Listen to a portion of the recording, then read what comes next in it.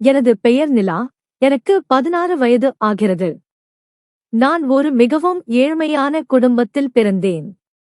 என் வீட்டில் என் பெற்றோர் தினமும் சண்டையிடுவார்கள். நான் ஒரு மோசமான சேரியில் வளர்ந்தேன்.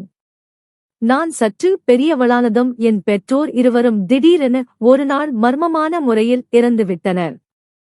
நாங்கள் வசித்த வீடு வாடகைக்கு இருந்தது. என் பெற்றோர் மர்மமான முறையில் இறந்ததால் பயத்தில் எங்கள் வீட்டு உரிமையாளர் என்னை வீட்டை விட்டு வெளியேற்றினார். எனக்கென யாரும் இல்லாததால் நான் தெருக்களில் அலைந்து திரிந்தேன்.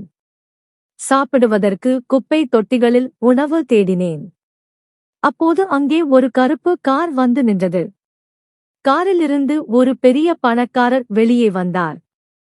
அவருக்கு சுமார் 40 வயது இருக்கும். அவரது பார்வை என் மீது பட்டது. நான் மிகவும் பயந்துவிட்டேன். இப்போது நான் அனாதையாக இருக்கிறேன். ஒரு மோசமான மனிதனிடம் மாட்டிக்கொண்டால் என் நிலைமை என்ன ஆகுமோ என்ற பயம் என்னை ஆட்கொண்டது.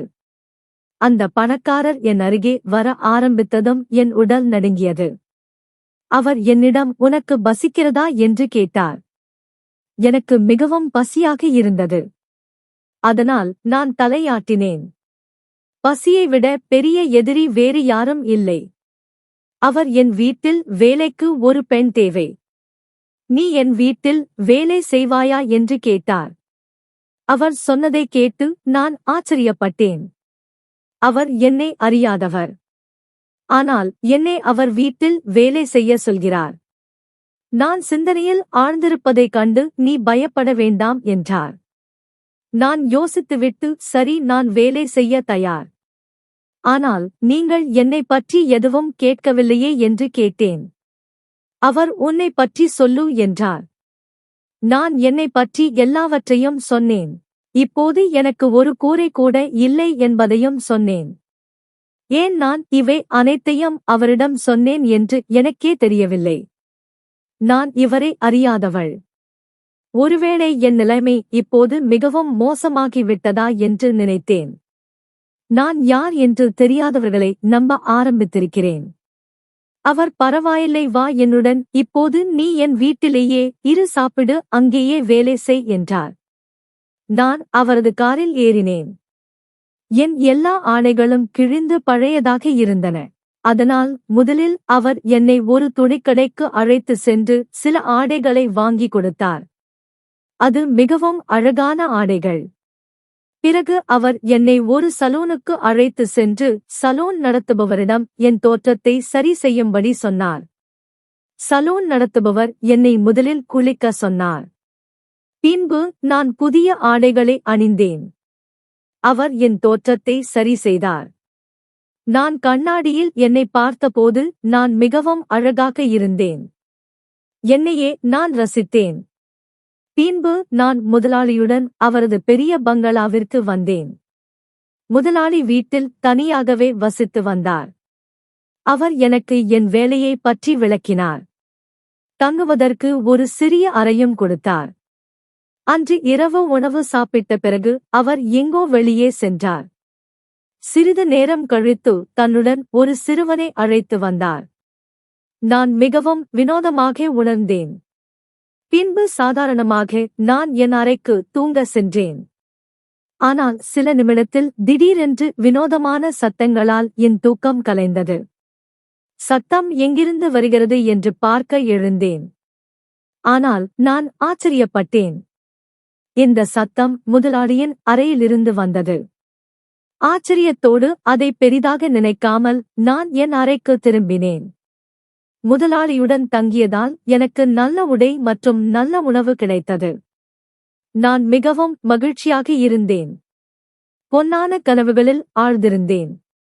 காலையானதும் நான் அறையிலிருந்து வெளியே வந்து என் வேலையை செய்ய ஆரம்பித்தேன். முதலாளியின் அறை பூட்டப்பட்டிருந்தது. ஒருவேளை அவர் இன்னும் தூங்குகிறார் என்று நினைத்தேன். ஆனால் அவர் தனது அறையிலிருந்து வெளியே வந்தபோது நான் மிகவும் ஆச்சரியப்பட்டேன். முதல் நாள் இரவு அவருடன் அவரது அறைக்கு சென்ற அந்த சிறுவன் திரும்ப வெளியே வரவில்லை. முதலாளி என்னிடம் வீட்டை முழுவதும் சுத்தம் செய்யவும் சமைக்கவும் வீட்டின் அனைத்து பொறுப்புகளையும் என்னிடம் ஒப்படைத்திருந்தார். அவர் என்னிடம் ஒருபோதும் அவரது அறைக்கும் அடித்தளத்திற்கும் வரவேண்டாம் என்று கூறியிருந்தார். மேலும் என் அறையை நானே சுத்தம் செய்து கொள்வேன் என்றார். நான் அனைத்து வேலைகளையும் செய்தேன். அவரது அறையை சுத்தம் செய்வதை தவிர அடித்தளம் பூட்டப்பட்டிருந்தது. முதலாளி பகலில் எங்கோ வெளியே சென்றார். ஒருவேளை அவரது வேலைக்கு சென்றிருப்பார். ஆனால் அவரது அறை பூட்டப்பட்டிருந்தது. மாலையானதும் அவர் திரும்பி வந்தார். இரவு உணவு தயாரானதும் நான் அவரை அழைத்தேன். நான் அவருக்கு உணவை பரிமாறினேன். அவர் என்னிடம் நீ மிகவும் நன்றாக சமைக்கிறாய் என்றார். இதை கேட்டு நான் சிரித்தேன். உணவு சாப்பிட்ட பிறகு அவர் மீண்டும் எங்கோ வெளியே சென்று தன்னுடன் மற்றொரு சிறுவனை அழைத்து வந்து அவனை தன் அறைக்கு அழைத்து சென்றார். நான் தூங்க ஆரம்பித்தேன். ஆனால் திடீரென்று என் கண்கள் திறந்தன. அந்த வினோதமான சத்தம் மீண்டும் கேட்டது. ஏன் என்று தெரியவில்லை. இன்று என் இதய துடிப்பு வேகமாக இருந்தது. காலையில் நான் சீக்கிரம் எழுந்தேன். வெளியே வேலை செய்ய ஆரம்பித்தேன். அந்த சிறுவன் திரும்பி வருவானா இல்லையா என்பதை தெரிந்து கொள்ள நான் முதலாளி அறையின் கதவையே பார்த்துக் கொண்டிருந்தேன். ஆனால் முதலாளி எழுந்த பிறகு அவர் தனது அறையிலிருந்து தனியாகவே வெளியே வந்தார். இந்த சிறுவனும் காணாமல் போயிருந்தால் அவர் தினமும் சிறுவர்களை அறைக்கு அழைத்து செல்கிறார். பிறகு ஏன் தனியாக வெளியே வருகிறார்? அந்த சிறுவர்கள் எங்கே செல்கிறார்கள்? என் முதலாளி ஏதேனும் தவறான காரியங்கள் செய்கிறாரா? நான் போய் அவரிடம் கேட்க வேண்டும் என்று எனக்கு தோன்றியது. ஆனால் பயத்தில் நான் அமைதியாக இருந்தேன். எனக்கு புதிய வேலை கிடைத்துள்ளது. தங்க இடமும் கிடைத்துள்ளது. அவர் என்னை வெளியேற்றினால் என் கதி என்னவாகும் என்று நான் யோசிக்க ஆரம்பித்தேன். ஆனால் பிறகு எனக்கு வேறு ஒரு எண்ணமும் வந்தது. நான் இந்த வீட்டில் முதலாளியுடன் தனியாக வசிக்கிறேன். நானும் ஒரு சிறுமி. அவரால் எனக்கு ஏதாவது நேர்ந்தால் என்னவாகும்? ஆனால் நான் ஒரு விஷயத்தை கவனித்தேன். முதலாளி ஒருபோதும் என் மீது தவறான பார்வையுடன் பார்க்கவில்லை. ஆனால் அவர் எப்போதும் வேறு சிறுவர்களை தன்னுடன் அழைத்து வந்தார். இது தினமும் நடந்து கொண்டிருந்தது. தினமும் ஒரு சிறுவன் அவருடன் அறைக்கு செல்வான். அவரது அறையிலிருந்து வித்தியாசமான சத்தம் வரும். பிறகு அந்த சிறுவன் காணாமல் போய்விடுவான். இந்த விஷயத்தால் நான் உள்ளுக்குள் மிகவும் பயத்துடன் இருந்தேன். ஆனால் நானும் ஒரு சிறுமி. என்னால் என்ன செய்ய முடியும்? நான் அவருடன் மிகவும் பாதுகாப்பாக உணர்ந்தேன். அவர் என்னை அடிக்கடி வெளியே அழைத்து செல்வார். வெளியே நல்ல உணவை வாங்கி கொடுப்பார். ஒரு நாள் அவர் எனக்கு ஒரு மொபைல் வாங்கி கொடுத்தார். அவர் நான் வெளியே செல்லும்போது மிகவும் சிரமப்படுகிறேன். உன்னிடம் ஏதேனும் சொல்ல வேண்டுமானால் சொல்ல முடியாமல் போகிறது என்றார். இது என் வாழ்க்கையின் முதல் மொபைல். ஆனால் தினமும் சிறுவர்கள் இப்படி காணாமல் போவதையும் சத்தம் எதனுடையது என்று தெரியாமலும் நான் மிகவும் குழம்பி போயிருந்தேன். இப்போது என் சந்தேகம் மிகவும் அதிகரித்துவிட்டது. நான் அமைதியாக இருப்பது ஒரு குற்றத்திற்கு துணை போவது போல் உணர்ந்தேன். அந்த சிறுவர்களுடன் அவர் நிச்சயமாக ஏதோ செய்கிறார் என்று நான் என் மனதில் உறுதியாக நம்பினேன். ஒன்று, அவர்களுடன் தவறான காரியங்கள் செய்து அவர்களை முடித்து விடுகிறார். ஏனென்றால் சிறுவர்கள் இப்படி காற்றில் காணாமல் போக முடியாது. இப்படியே நடந்தால் நகரத்தில் உள்ள அனைத்து சிறுவர்களும் முடிந்து விடுவார்கள். இப்போது நான் இந்த ரகசியத்தை எப்படியாவது கண்டுபிடித்து விட வேண்டும் என்று தீர்மானித்தேன். எனக்கு ஏதேனும் துப்பு கிடைத்தவுடன் நான் போலீசுக்கு தெரிவிக்க வேண்டும் என்று நினைத்தேன். இவ்வளவு நாள் பேராசையில் நான் அமைதியாக அனைத்தையும் பார்த்து கொண்டிருந்தேன். ஏனென்றால் முதலாளி என்னை மிகவும் ஆடம்பரமாக வைத்திருந்தார். நான் மெதுவாக முதலாளியின் நம்பிக்கையை வென்றேன். ஒரு நாள் அவரிடம், முதலாளி, நீங்களே உங்கள் அறையை சுத்தம் செய்கிறீர்கள். இது எனக்கு நன்றாக இல்லை. என் முதலாளியே, நான் ஒருபோதும் வீட்டு வேலையை செய்ய அனுமதிக்க முடியாது. இனிமேல் நீங்கள் அறையில் இருக்கும்போது என்னை அழையுங்கள். உங்கள் அறையை நான் சுத்தம் செய்கிறேன் என்றேன். இந்த உலகில் எனக்கு வேறு யாரும் இல்லை. நான் திருடுவேன் என்று நீங்கள் நினைத்தால் அது உண்மை இல்லை. முதலாளி, நீங்கள் எனக்கு அடைக்கலம் கொடுத்து என் வாழ்க்கையை மாற்றி உள்ளீர்கள். நான் ஒருபோதும் உங்களுக்கு துரோகம் செய்ய மாட்டேன் என்றேன். முதலாளி என் பேச்சை கேட்டு, அப்படி ஒன்றுமில்லை. சரி, நாளை காலை நான் அறையில் இருக்கும்போது என் அறையை நீ சுத்தம் செய் என்றார். இப்போது எனக்கு அவரது அறையை பார்க்கும் வாய்ப்பு கிடைத்தது. அவரது அறையில் என்ன மாயாஜாலம் நடக்கிறது? எதனால் சிறுவர்கள் காணாமல் போகிறார்கள் என்பதை தெரிந்து கொள்ள வேண்டும் என்று நினைத்தேன். முதலாளிக்கு துரோகம் செய்யும் எண்ணம் எனக்கு இல்லை. ஆனால் சிறுவர்களுடன் இப்படி தவறாக நடப்பது சரியில்லை. என் இதயத்தில் உண்மை நிறைந்திருந்தது. நான் காலையில் அவரது அறைக்கு சென்றபோது அவரது அறை மிகவும் பெரியது என்று பார்த்தேன். தூங்குவதற்கு ஒரு பெரிய கட்டில் இருந்தது. ஆனால் அறையின் நடுவில் ஒரு வினோதமான மேசை வைக்கப்பட்டிருந்தது. அதன் மீது ஒரு மெத்தையும் இருந்தது. யாரையாவது அங்கு படுக்க வைப்பார்கள் போல. ஆனால் முதலாளி தனியாகவே இருக்கிறார். பிறகு யாரை அங்கு படுக்க வைப்பார் என்று யோசனை எனக்குள் எழுந்தது. அறைக்கு வெளியே ஒரே ஒரு கதவுதான் எனக்கு தெரிந்தது. கூடவே ஒரு குளியலறையும் இருந்தது. வீட்டை நன்றாக சுத்தம் செய்த பிறகு நான் குளியலறையை சுத்தம் செய்ய முதலாளியின் அனுமதி கேட்டேன். முதலாளி அனுமதி கொடுத்ததும் நான் குளியலறைக்கு சென்றேன். அங்கே சென்று ஆச்சரியப்பட்டேன். மிகவும் அழகான குளியலறை. ஆனால் அங்கேயும் வேறு எந்த கதவும் இல்லை. என் வேலையை முடித்த பிறகு நான் முதலாளியை பார்த்து சிரித்துவிட்டு வெளியே வந்தேன். முதலாளி என் மீது நம்பிக்கை வைத்திருந்தார். என் மனதில் என்ன ஓடுகிறது என்று அவருக்கு தெரியவில்லை. இப்போது நான் எப்படியாவது முதலாளியின் அறைக்குள் நுழைந்து அவரது இரவு ரகசியத்தை கண்டுபிடிக்க வேண்டும் என்று தீர்மானித்தேன். அப்படி ஒரு வாய்ப்பு கிடைப்பது கிட்டத்தட்ட சாத்தியமற்றது. ஏனென்றால் அவர் அறையில் இருக்கும்போதுதான் நான் உள்ளே செல்ல முடிந்தது. அவர் சிறுவர்களை அழைத்து வரும்போது நான் கதவை திறக்க வேண்டியிருந்தது. அதனால் முன்பே ஒழிந்து கொள்வது என்பதும் சாத்தியமற்றது. நாட்கள் கடந்து சென்றன. என்ன செய்வது என்று எனக்கு புரியவில்லை. திடீரென்று ஒரு நாள் எனக்கு ஒரு யோசனை வந்தது. என்னிடம் மொபைல் இருக்கிறதே, எப்படியாவது முதலாளியின் அறையின் உள்ளே மொபைல் கேமராவை ஆன் செய்து வைத்துவிட்டால் உள்ளே நடக்கும் அனைத்தும் பதிவு செய்யப்படும். ஆனால் முதலாளியின் கண்ணில் மொபைல் பட்டால் அவர் என் உயிரையே எடுத்து விடுவார் என்று பயந்தேன். ஆனால் எனக்கு புரியவில்லை. எனக்கு இவ்வளவு ஆதரவு அளித்தவருக்கு துரோகம் செய்வதா வேண்டாமா? ஆனால் தினமும் ஒரு உயிருள்ள சிறுவர்கள் என் கண் முன்னால் காணாமல் போய்க் கொண்டிருந்தது என் விசுவாசத்தை குருடாக்கியது. போலீசுக்கு சொன்னால் போலீஸ் விஷயத்தை விசாரிக்கும். சிறுவர்கள் எங்கே காணாமல் போகிறார்கள் என்று. ஆனால் ஒரு ஏழை பெண்ணாகிய என் பேச்சை போலீஸ் எப்படி நம்பும்? அதனால் இதை முழுவதுமாக நானே முதலில் தெரிந்து கொள்ள முடிவு செய்தேன். ஒரு நாள் நான் முதலாளியிடம், முதலாளி, இன்று இரவு நான் உங்கள் அறையில் தூங்கலாமா என்று கேட்டேன். முதலாளி என் பேச்சை நம்பாதது போல என் மீது வினோதமான பார்வையுடன் பார்த்தார். நான், முதலாளி, இன்று என் அம்மா இறந்த நாள், நான் கீழே தூங்கிக் கொள்கிறேன். உங்களுக்கு எந்த தொந்தரவும் இருக்காது. இன்று இரவு நான் தனியாக தூங்க விரும்பவில்லை முதலாளி என்றேன். என் கண்களில் கண்ணீர் வர வைக்க வேண்டியிருந்தது. ஏனென்றால் என் முதலாளி என் பேச்சை நம்ப வேண்டும். அவரது அறைக்கு செல்லவோ அல்லது மொபைலை மறைக்கவோ எந்த வழியும் எனக்கு கிடைக்கவில்லை.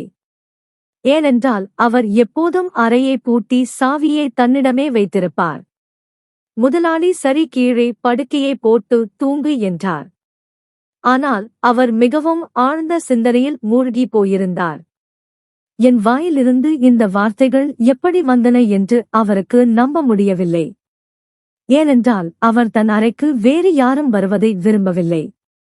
என் கண்ணீரைக் கண்டேன். அவர் ஒரு இரவு அவரது அறையில் தங்க அனுமதித்தார்.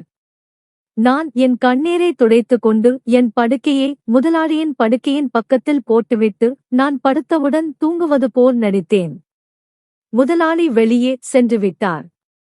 இப்போது கதவு திறக்கும் சத்தம் கேட்டது. நான் லேசாக பார்த்தேன். என்று ஒரு சிறுவனை அழைத்து வந்திருந்தார்.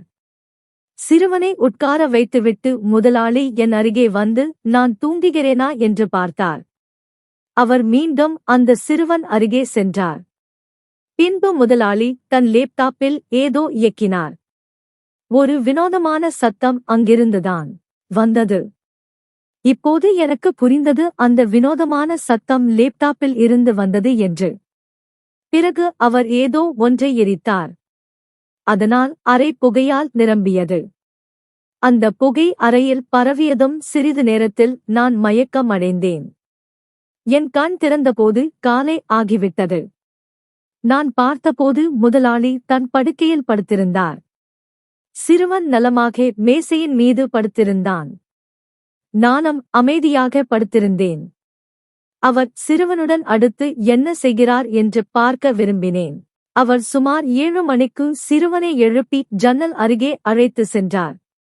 அதுவரை அது ஒரு கண்ணாடி என்று நான் நினைத்தேன். ஆனால் அது ஒரு கதவு. அவர் அங்கிருந்து சிறுவனை அழைத்துக் கொண்டு வெளியே சென்றார். நான் வெளியே பார்த்தபோது சிறுவனின் பெற்றோர் முதலாளியை பார்த்து கையெடுத்து கும்பிட்டு விட்டு சென்றனர். அவர்கள் சென்ற பிறகு நான் எழுந்திருப்பதாக நடித்தேன். நான் முதலாளியிடம் சென்று நான் இவ்வளவு நேரம் ஒருபோதும் தூங்கியதில்லை. ஆனால் ஏன் என்று தெரியவில்லை. இன்று என் தூக்கம் கலையவில்லை என்றேன். முதலாளி சிரித்தார். பரவாயில்லை என்றார். முதலாளி அந்த சிறுவர்களை கொல்லவில்லை. அவர்களை அவர்களின் பெற்றோரிடம் ஒப்படைத்தார் என்பது மகிழ்ச்சியாக இருந்தது. இப்படியே 7 மாதங்கள் கடந்து சென்றன. நான் மெதுவாக முதலாளியின் நம்பிக்கையை வென்றேன். முதலாளி என் மீது முழு நம்பிக்கை கொண்டிருந்தார். ஒரு நாள் நான் அவரிடம், நீங்கள் அடிக்கடி இப்படி சிறுவர்களை உங்கள் அறைக்கு அழைத்து செல்கிறீர்களே, ஏதேனும் சிகிச்சை செய்கிறீர்களா என்று கேட்டேன். ஆனால் அவர் சொன்னதை கேட்டதும் முதலாளி நல்ல மனிதர் இல்லை என்று நான் உறுதியாக நம்பினேன். அவர் இந்த சிறுவர்களுடன் ஏதோ தவறான காரியங்கள் செய்கிறார். இப்போது நான் இந்த ரகசியத்தை கண்டுபிடித்து விட வேண்டும் என்று தீர்மானித்தேன். நான் அமைதியாக அமர்ந்திருந்தேன். ஏனென்றால் அவர் சிறுவர்களை கொல்லவில்லை. ஆனால் இப்போது அவரது பேச்சை கேட்டு அவர் ஏதோ தவறான காரியம் செய்கிறார் என்று நான் உறுதியாக நம்பினேன். அவர் என்னிடம், சீரான் பகுதியில் மக்கள் மாந்திரிகம் கற்கிறார்கள். அந்த நகரத்தின் நல்ல சிறுவர்கள் மீது இந்த மாந்திரிகம் செய்து அவர்கள் உடல்நிலையை கெடுக்கிறார்கள். நான் அந்த மாந்திரிகத்தை நீக்கி அந்த சிறுவர்களுக்கு ஒரு நல்ல வாழ்க்கை மற்றும் உடல் சுகத்தை அளிக்கிறேன். அதற்காக அவர்கள் பெற்றோர் எனக்கு சிறிது பணம் கொடுக்கிறார்கள் என்றார். மேலும் நான் இந்த மாந்திரிகத்தை நீக்கும் முறையை கற்றுக்கொண்டேன் என்றார். அவரது பேச்சை கேட்டு நான் லேசாக சிரித்தேன். ஆனால் என் அறைக்கு வந்து முற்றிலும் சிந்தனையில் ஆழ்ந்திருந்தேன். ஏனென்றால் நானும் சீரான் பகுதியிலேதான் வசித்தேன்.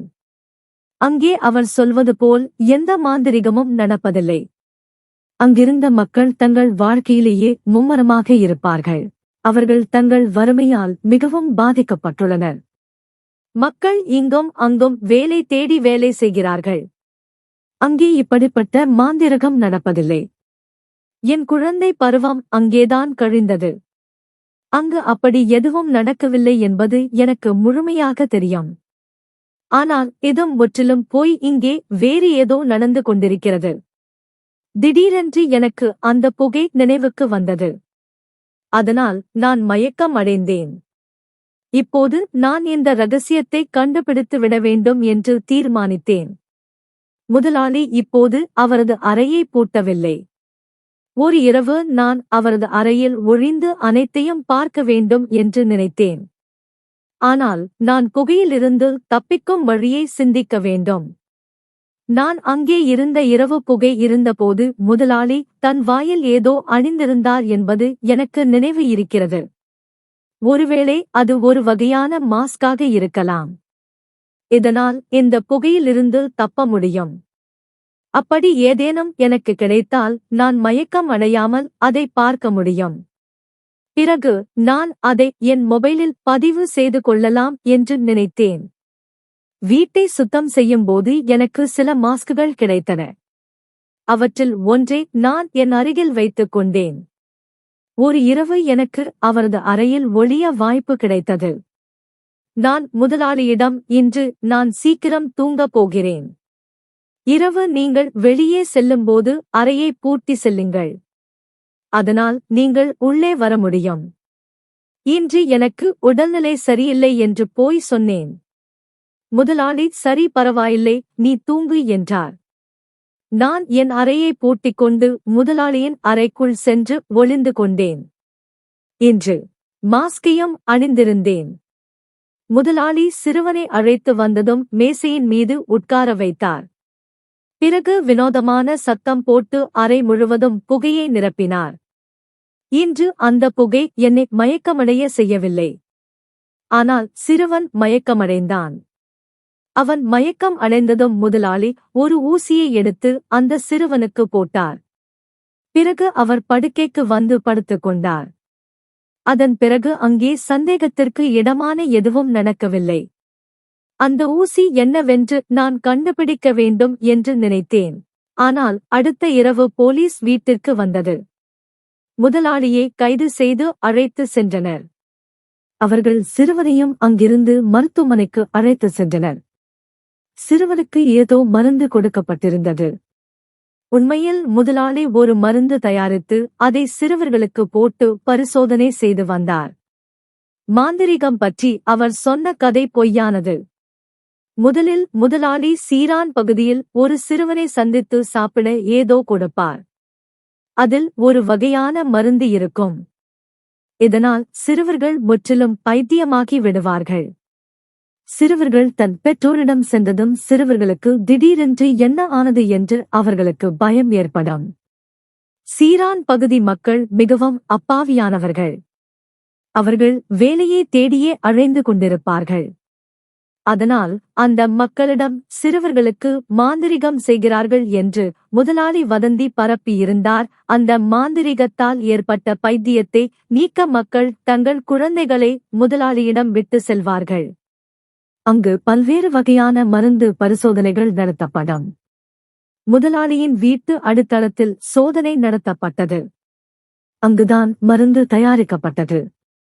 அங்கிருந்து போலீஸ் ஏராளமான மருந்துகளை மீட்டனர். நான் முதலாளியை ஏமாற்றினேன். ஆனால் என்னால் இந்த சமூகத்திற்கு நல்லது நடந்தது என்று நான் நம்புகிறேன். முந்தைய நாளில் எனக்கு ஒரு வினோதமான மருந்து கிடைத்தது. அதை நான் போலீசாரிடம் கொடுத்து அனைத்து விஷயங்களையும் சொன்னேன். போலீஸ் அதை பரிசோதனை செய்தபோது அதை விற்பது சட்ட விரோதமானது என்று கண்டறிந்தனர். மீதமுள்ள வேலையை போலீஸ் செய்தது. மேலும் முழு உண்மை போலீஸ் அதிகாரிகளிடமிருந்து வந்தது. ஒரு நாள் அந்த முதலாளி சிறுவனுக்கு மருந்து சாப்பிட கொடுக்கும்போது என் அம்மா பார்த்துள்ளார். அதை தட்டி கேட்டதால் என் அம்மாவை கொன்றுள்ளார். அதை தடுக்க வந்த என் அப்பாவையும் கொன்றுள்ளார். அதனால்தான் அவர் என்னை அவருடன் அழைத்து சென்று எனக்கு வேலையையும் கொடுத்து தன் குற்றத்திற்கு மன்னிப்பு தேடியுள்ளார்.